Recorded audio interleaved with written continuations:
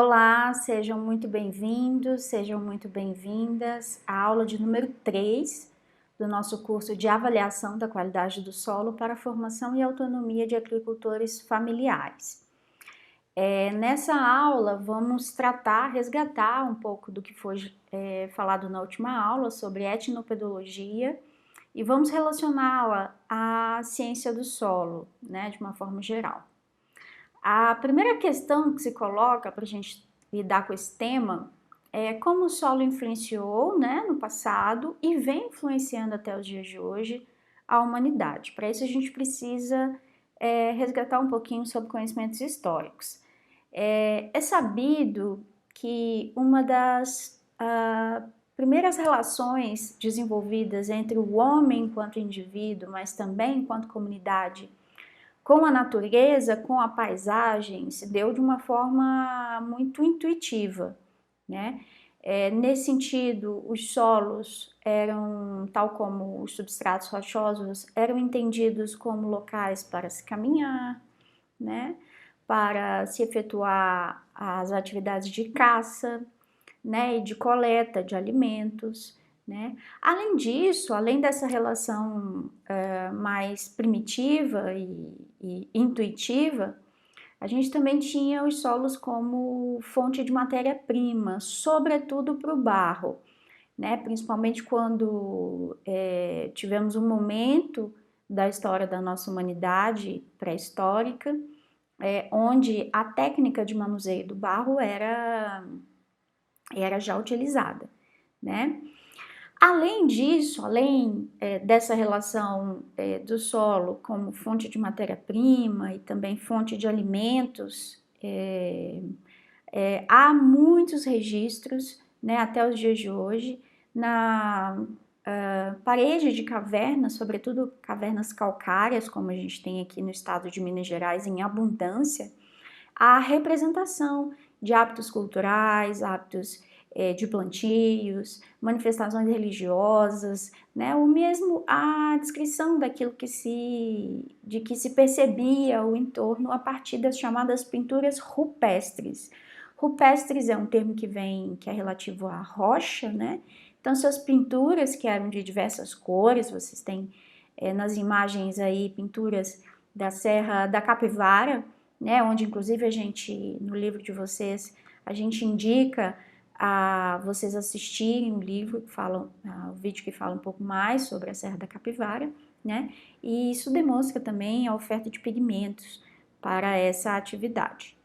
Bom, obviamente que nesse momento em que o solo era motivo de caminhada, coleta de matérias-primas e, sobretudo, o meio sobre o qual era desenvolvido atividades de caça e de coleta de alimentos, estamos falando de sociedades ainda que não se fixavam, né? Sociedades nômades.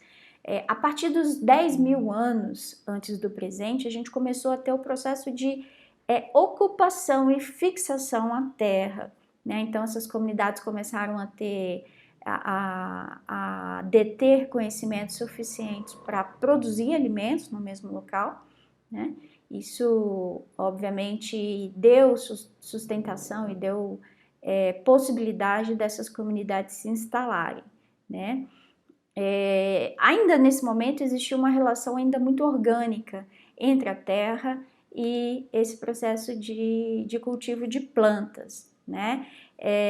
Naturalmente, quando a gente fala das grandes civilizações do passado, como os mesopotâmios, os egípcios, indianos e até, né, os incas aqui na América do Sul, também os povos originários do nosso território brasileiro, sempre escolheram áreas de maior oferta, né, principalmente quando avaliamos a fertilidade natural dos solos.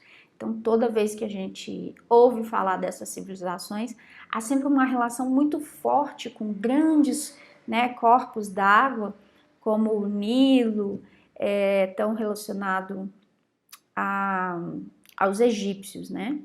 e a capacidade de produzir alimentos dessa região era determinante para que uma comunidade pudesse se instalar e também o número de indivíduos dessa sociedade pudesse aumentar, né? Era muito relativo, era muito relacionado o tanto que essas comunidades poderiam crescer com a oferta de alimentos, da produção de alimentos de cada local.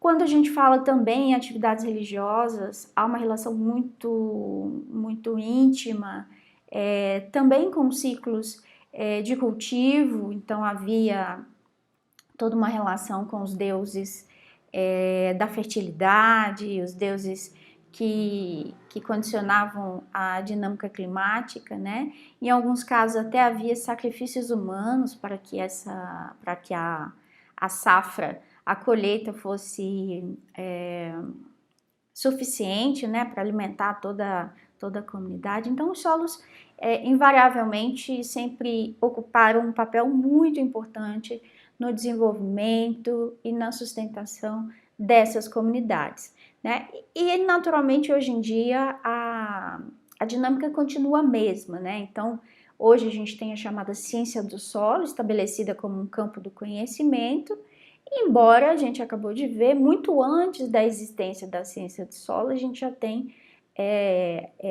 pessoas e comunidades muito atreladas a esse recurso natural, né? E a grande crítica que se faz sobre a ciência do solo hoje em dia é a falta de atrelamento entre essas relações mais orgânicas, né, essas relações mais naturais entre o homem e o solo, né? Isso acabou se perdendo ao longo do tempo.